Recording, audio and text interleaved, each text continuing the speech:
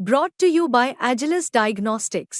Health test की बात आती है तो मैं भरोसा करता हूँ India largest diagnostics company Agilus diagnostics. खुद को टेस्ट करते रहो।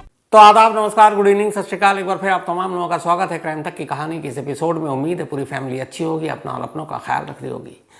जादू टोना, ब्लैक मैजिक, काला जादू, पहले मुझे लगता था कि शायद सिर्फ अपने देश में ही है जो ऐसा कुछ होता है या बहुत सारे लोग इसे मानते हैं, लेकिन धीरे धीरे पता चला कि पूरी दुनिया में इस तरह की चीज़ें होती हैं और लोग अंधविश्वास हैं इसको लेकर।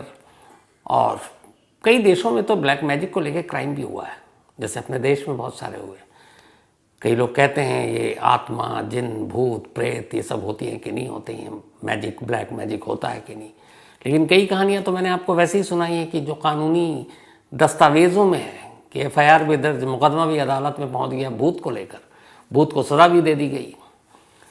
कई कत्ल ऐसे हुए कि भूत ने किया लेकिन कराया किसी और ने था, वो भी अजीब सा मुकदमा अदालत में। ऐसी कई कहानियाँ थी जो आपको सुनाई है। लेकिन आज की कहानी और इस कहानी का क्लाइमेक्स दोनों बेहद अजीब है। ये कहानी मलेशिया की है और कहानी 90 के दशक की है, 90s की बात है। 88-89 से एक मलेशिया में एक लड़की बहुत ही मशहूर होना शुरू हुई थी अपनी गायकी को लेकर। आवाज़ अच्छी थी, सिंगर अच्छी थी, गाने गाती, और मलेशिया में उसकी फ़ैन फॉलोइंग अच्छी खासी बढ़ रही थी। हालांकि ये भी कहते हैं लोग कि अगर उस वक्त में सोशल मीडिया होता तो शायद उस सिंगर की मकबूलियत, उसकी मशहूरियत और ज़्यादा होती। लेकिन फिर भी जितने उसके पास साधन थे उस हिसाब से वो सिंगिंग के मैदान में अपनी एक अच्छी खासा जगह बना रही थी। इस सिंगर का नाम था मोना फंड। तो मोना मलेशिया की रहने वाली, वहीं पैदा हुई एक मिडिल क्लास फैमिली में। गाने का बचपन से ही शौक था, तो उसने बाद में इसको अपना प्रोफेशन बना लिया। सब कुछ ठीक चल रहा था। लेकिन फिर 1991 आते आते बहुत सारे और सिंगर आ गए मलेशिया में। कंपटीशन ज़्यादा था, मोना को ज़्यादा चांस नहीं मिल रहा था। तो इसी वजह से धीरे धीरे उसकी लोकप्रियता कम होती गई। अब मोना को लगा कि शायद सिंगिंग के इस बाज़ार में बहुत आगे तक वो नहीं जा पाएगी, तो ज़िंदा रहने के लिए कुछ और करना चाहिए। अब काफ़ी एम्बिशियस थी, महत्वाकांक्षी थी। तभी उसने देखा कि बड़े बड़े जो लोग हैं, जब वो चूँकि गाना गाती थी तो बहुत सारे बड़े बड़े लोगों से भी उसकी जान पहचान थी। तो उसने देखा जितने बड़े लोग हैं वो बहुत डरपोक भी होते हैं, और कुछ पाने के लिए या कुछ बला टालने के लिए या कुछ दुख तकलीफ ना हो या फिर पैसे हो, पावर हो, जो ग्लैमर की दुनिया में वहाँ कामयाबी मिले, जो पॉलिटिक्स में है उनको अच्छी कुर्सी मिले, इसको लेकर बड़ा अंधविश्वास था। और लोग उसके लिए दुआ, तावीज़, जादू टोना छुप छुप के ये भी करते थे। आखिर खुलेआम, हालांकि मलेशिया में ये सारी चीज़ों को लोग गलत मानते हैं, लेकिन छुप छुप के लोग करने वाले थे। तो उसने देखा कि बड़े लोग ज़्यादा डरते हैं और बड़े लोग ज़्यादा वहमी होते हैं, अंधविश्वासी होते हैं। उन्हें लगता है कि अगर किसी ब्लैक मैजिक, जादू टोना से कुछ हासिल हो सकता है तो क्या बुरा है। फिर उन्हें यह भी लगता था कि पुराने दौर में ऐसा कुछ होता था और ये सच्चाई है। तभी मोना ने फिर कुछ ऐसे लोगों को पकड़ा जो ब्लैक मैजिक के जानकार थे, और अब उसने तय कर लिया कि वो सिंगिंग को साइड रखेगी और अब ब्लैक मैजिक में महारत हासिल करेगी। इसके बाद उसने काला जादू, ब्लैक मैजिक की तमाम किताबें पढ़नी शुरू की, जो भी जैसी ट्रेनिंग थी वो भी लेनी शुरू की। धीरे धीरे उसको इसमें काफ़ी महारत हासिल हो गई। छोटे मोटे वो जादू वादू भी दिखाने लगी। अब इसके बाद उसने अपने क्लाइंट पकड़ने शुरू किए। पहले छोटे छोटे लोग मिले, दुख तकलीफ ऐसे ही लोग ज़्यादा पहुंचते हैं, या फिर लालच। तो लोगों को वो फिर उसी हिसाब से डील करने लगी। अब धीरे धीरे मोना जितना सिंगिंग में फेमस नहीं थी, मलेशिया में ढके छुपे एक ब्लैक मैजिशियन के तौर पर और जादू टोना करने वाले के तौर पर अब मशहूर होनी शुरू हो गई। उसका नाम अब हाई प्रोफाइल सर्किल में भी था। इत्तेफाक की बात है कि उसी वक्त मलेशिया में एक पॉलिटिशियन थे, एक नेता, और उनकी महत्वाकांक्षा ये थी कि वो चुनाव जीतें और फिर मलेशिया के एक स्टेट के चीफ मिनिस्टर बने। इनका नाम था दातुक मजलान इदरीसा। तो दातुक मजलान इदरीसा, इनकी भी जो पॉलिटिकल पार्टी थी वो UMNO, ये पॉलिटिकल पार्टी के ये मेंबर थे, चुनाव लड़ रहे थे, और इनका ये था कि अगर सब कुछ ठीक रहा तो ये चीफ मिनिस्टर बन जाएंगे मलेशिया के एक स्टेट का। लेकिन ये भी अंधविश्वासी थे और इन्होंने बड़ी हिस्ट्री पढ़ रखी थी कि कौन कौन से बड़े बड़े ताकतवर नेता हुए जिन्होंने जादू टोना से सब पे काबू पा लिया। तो अचानक इन्हें लगा कि फाइट बहुत टफ है, चीफ मिनिस्टर की कुर्सी के लिए बहुत सारे दावेदार हैं। तो उन्हें लगा कि जीत तो जाएंगे लेकिन चीफ मिनिस्टर बन पाएंगे कि नहीं, इसके लिए कुछ करते हैं। तभी कुछ इनके सलाहकार ने सलाह दी कि आप मोना फंड से मिलिए। मोना के पास ऐसी जादुई शक्ति है कि वो आपके सारे बुरे चीज़ों को दूर कर देगी और सारी सत्ता ताकत सब कुछ आपके कदमों में होगा। दातुक मगलान इदरीसा भी थोड़े वहमी थे, बातों में आ गए। इसके बाद उन्होंने मोना से कांटेक्ट किया।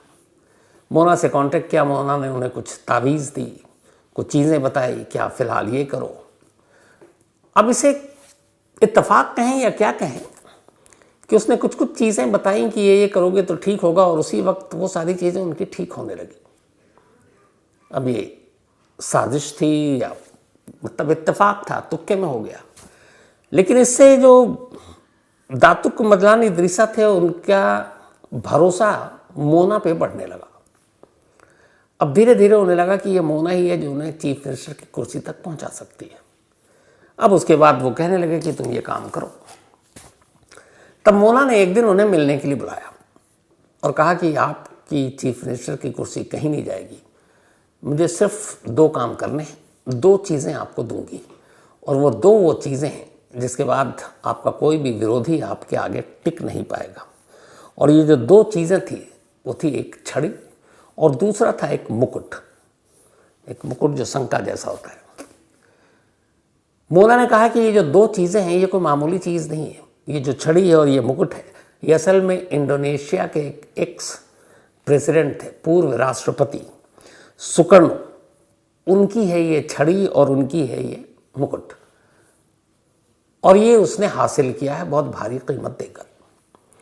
इत्तेफाक से इंडोनेशिया के वो जो प्रेसिडेंट थे सुकर्णो, उनके बारे में भी बहुत सारी चीज़ें हैं कि कुछ शक्ति थी उनके पास, उनके इर्द गिर्द कुछ ऐसे लोग थे जो शायद ब्लैक मैजिक के ज़रिए उन्हें शक्ति देते थे, ताकत देते थे, मतलब एक तरह से छुपी हुई गायबाना। तब भी इदरीसा ने भी ये पढ़ रखा था।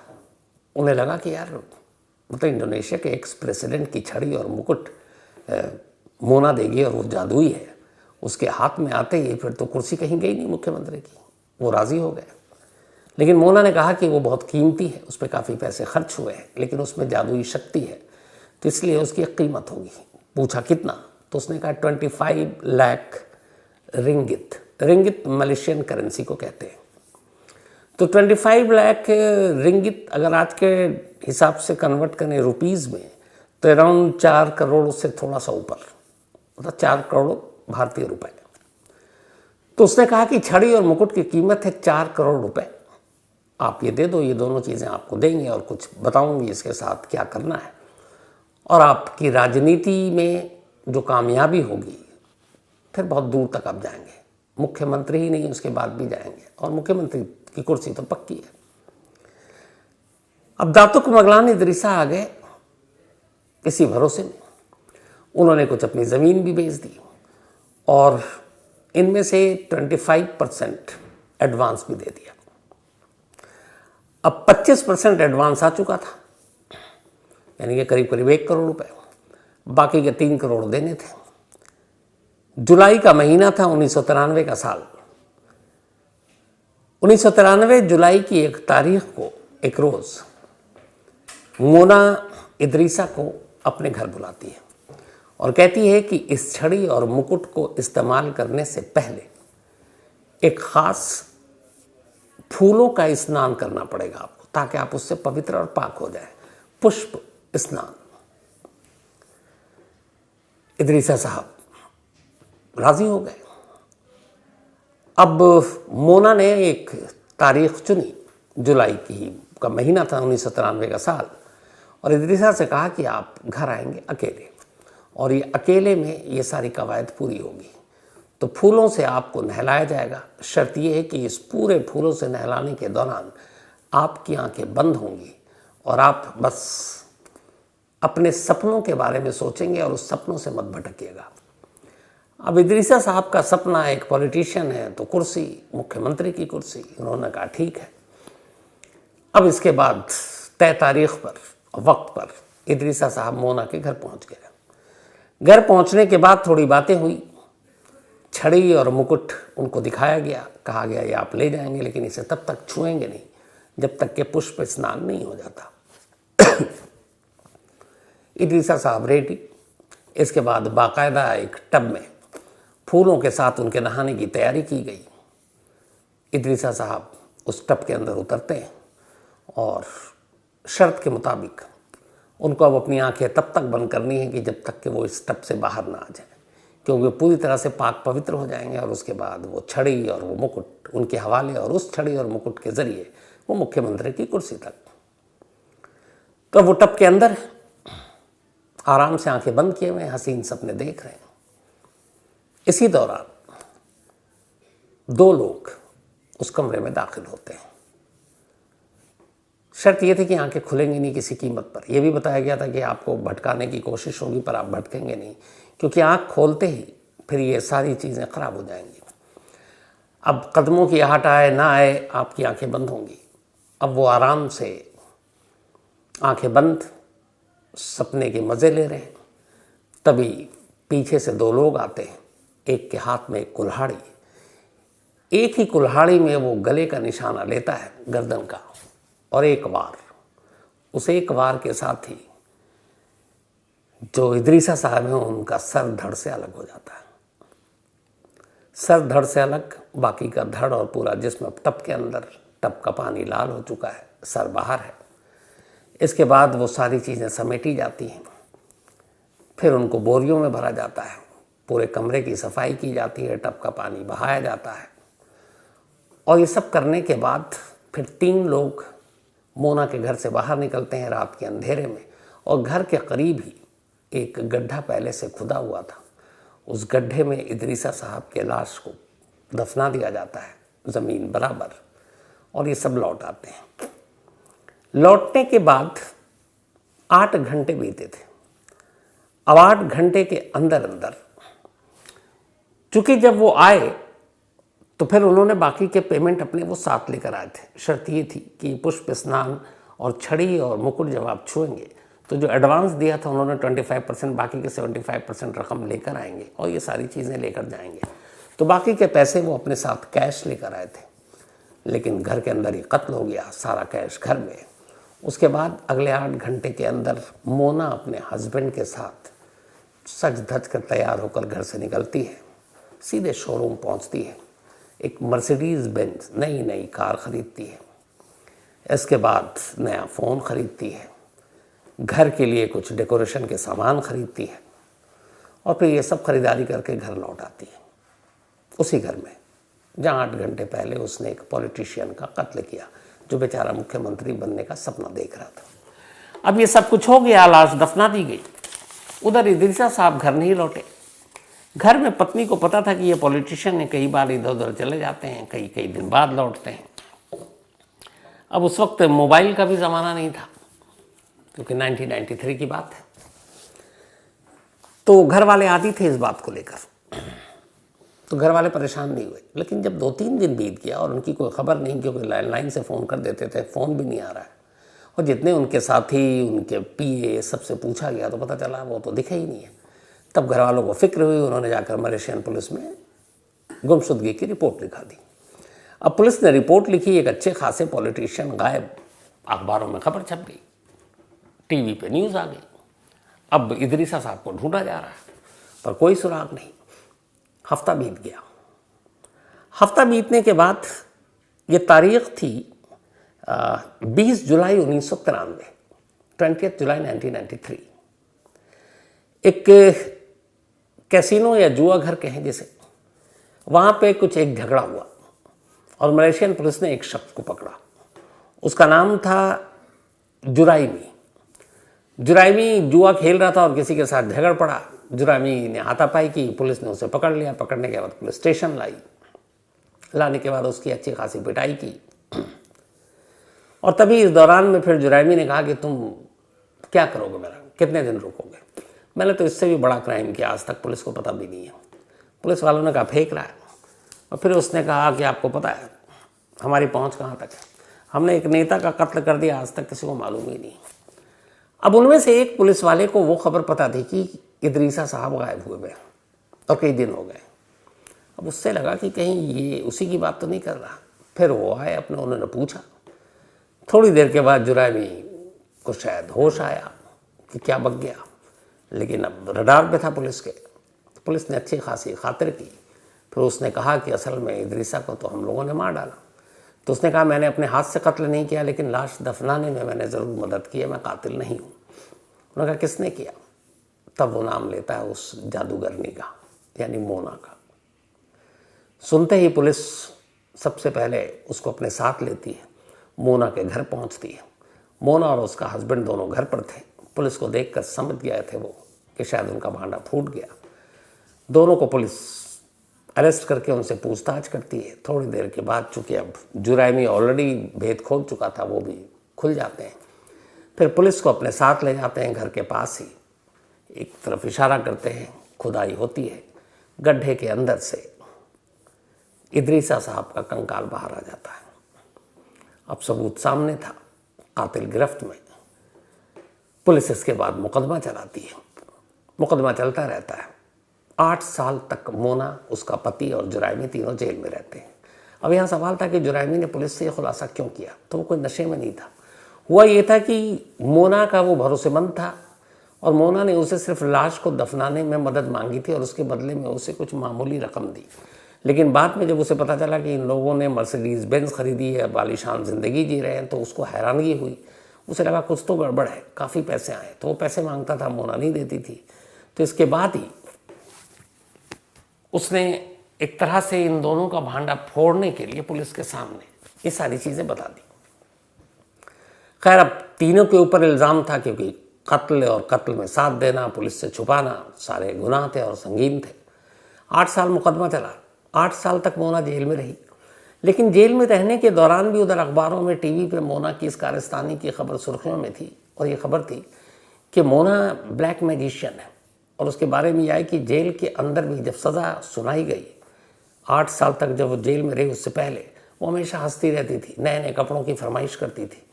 और ये भी अफवाह उड़ी कि वो अपनी शक्ति से जेल के बाहर निकल जाती है पूरी रात और फिर सुबह लौट आती है।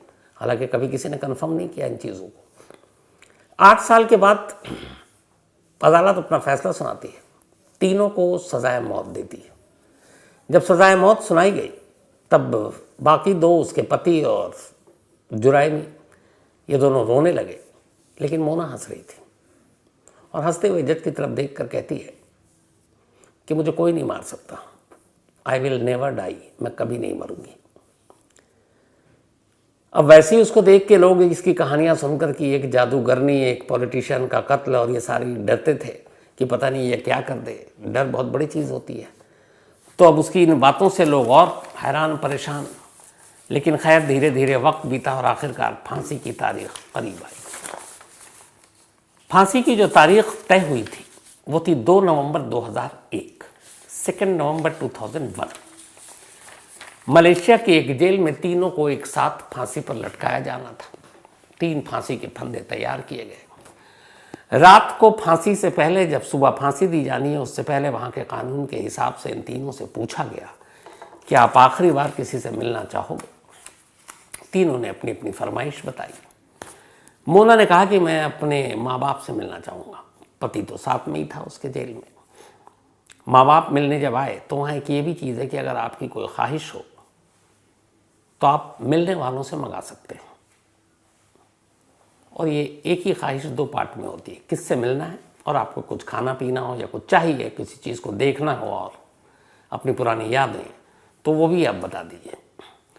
तो मोना ने मौत से पहले, जब पूछा गया फांसी से पहले कुछ घंटे बाकी हैं कि बताओ तुम्हारी आखिरी ख्वाहिश, तब उसने कहा मुझे अपने माँ बाप से मिलना है और साथ ही मुझे KFC का चिकन खाना है। अब वहाँ खड़ा जेलर और वो सब देखकर बड़ा अजीब, मतलब एक ही होता है कि एक बहुत सारे लोग कहते हैं ना कि फांसी से पहले, मौत से पहले लोग कहते हैं ये ला दो वो खाऊंगा। मैंने पहले भी कहा है, जिसको पता है कि अब मरने जा रहा हूँ उसकी भूख प्यास का सवाल ही नहीं होता है। खाने की बात बहुत दूर की बात है। यहाँ उसके पति मोना के और वो जुराइमी, वो दोनों से पूछा गया। उसने कहा सिर्फ मुझे मुलाकात करनी है अपने रिलेटिव से, खाने पीने की बात की किसी ने फरमाइश नहीं की, लेकिन इसने ऑर्डर दिया कि मुझे KFC का चिकन खाना है जिसमें उसका चिकन का ब्रेस्ट पीस होना चाहिए और साथ में पोटैटो होना चाहिए मैश किया हुआ। और उसने बाकायदा वो दुकान बताई KFC की कि उस जगह पे जहाँ वो रहती थी कि वहाँ से ये KFC का ये चिकन और पोटैटो मैश किया हुआ लेकर आना है अपने पेरेंट्स को। पेरेंट्स लेकर आते हैं, जेलर चेक करता है, देखता है सब ठीक है। इसके बाद मोना को दिया जाता है। मोना खाती है, अपने पेरेंट्स से मिलती है, कोई पछतावा नहीं, कोई डर नहीं, मौत का कोई खौफ नहीं। और उसके बाद उनको वो अलविदा कहती है। सुबह फांसी की तैयारी हो चुकी थी, तीनों को एक साथ फांसी पर लटकाना था। 5:59 का टाइम था इनको फांसी पर लटकाने के लिए। 5:55 पर इन तीनों को फांसी के तख्ते पर खड़ा कर दिया गया और अब बस चेहरा ढका जाना बाकी था। दोनों हाथ बंधे हुए थे पीछे की तरफ, पैर में दोनों रस्सियां थी, लीवर खींचना था और अब चेहरा ढकना था आखिरी 2 से 3 मिनट में। तो फिर उससे पहले कहा गया कि आखिरी कोई प्रेयर करना है तो करो। वो दोनों कांप रहे हैं, उसके पति और जुराइम, और वो ऊपर वाले को याद कर रहे हैं।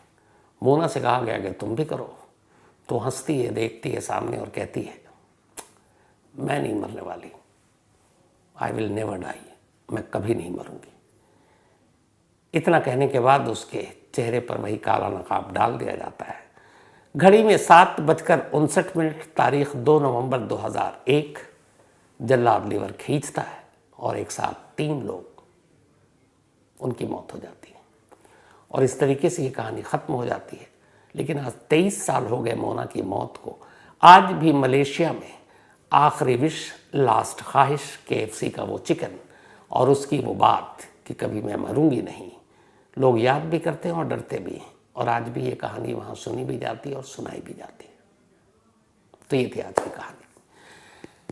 अब आपसे मुलाकात होगी कल रात 9 बजे किसी नई कहानी के साथ। तब तक अपना और अपनों का ख्याल रखिएगा। Thank you very much.